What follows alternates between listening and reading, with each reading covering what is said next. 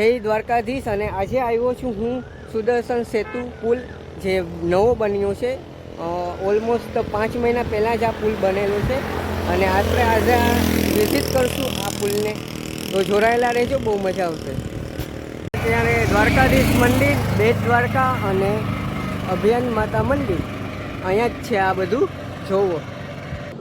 તો મિત્રો, આ છે સુદર્શન સેતુ, જે તમે ચાલીને પણ આગળ વધી શકો છો. 2 થી 3 કિલોમીટર જેટલું થાય છે.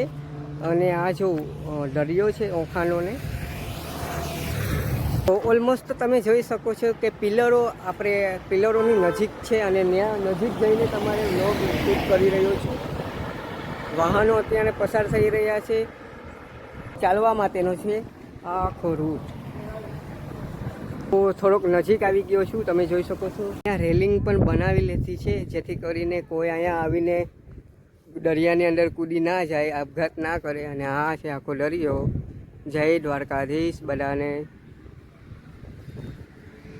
આની નીચે છે ને બોટો નીકળતી હોય છે. બોટ છે, હોડકી હોય, એ બધે નીકળે છે. કદાચ અહીંયાથી જોઉં આટલો જ ગેપ પણ છે રાખવામાં આવ્યો છે. જોઉં લુક કેટલો મસ્ત આવે છે. રાત્રે તો લાઇટો ને બધી ચાલુ હોય એટલે વધારે મજા આવે. અત્યારે સવાર પડ્યું છે.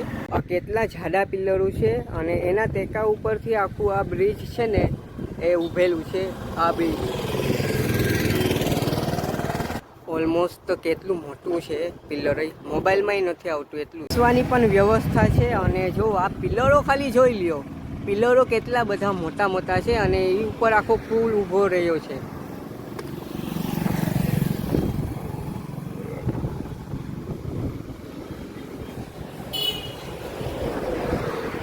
બીજું પિલર છે અને આને પણ જોઈ લ્યો. ઘણા એવા મોટા મોટા આને છે ને એક નંબર છે. અને અહીંયા મોજ આવી રહી છે. અને આ જે પુલ છે ને એ બહુ એટલે બહુ સુંદર રીતે બનાવવામાં આવ્યો છે. અને આજે તડકો પણ ખૂબ ઓછો લાગી રહ્યો છે. તો મારી ટ્રીપ આ ખૂબ સારી રીતે જઈ રહી છે અત્યાર સુધી. આ જે પિલ્લરો છે એ ખૂબ મોટા પ્રમાણમાં છે. અને આ જે જૂનાગઢમાં ઉપરકોટમાં જે તોપો છે ને એના જેવી જાડી જાડી છે. એટલે આ પિલ્લર મારા આ પુલ છે ને 100 વર્ષ સુધી કાંઈ થાય એવું મને નથી લાગતું. ખરેખર ધન્યવાદ છે આવા એન્જિનિયરોને.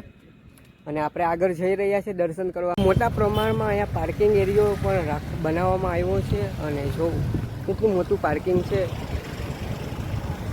અહીંયા છે ને મેં મારું બાઇક છે ને અહીંયા પાર્ક કરી લીધું છે પાર્કિંગ. અને અહીંયા તમે બાઇક આખા રાખી શકો છો, 2 વ્હીલર કે.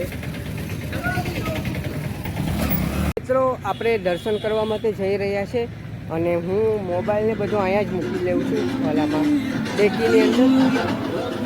મેં દર્શન કરી લીધા છે અને હવે હું પાછું પુલ ઉપરથી પાછો હવે બીજા લોકેશન ઉપર જઈશ. તો હવે આ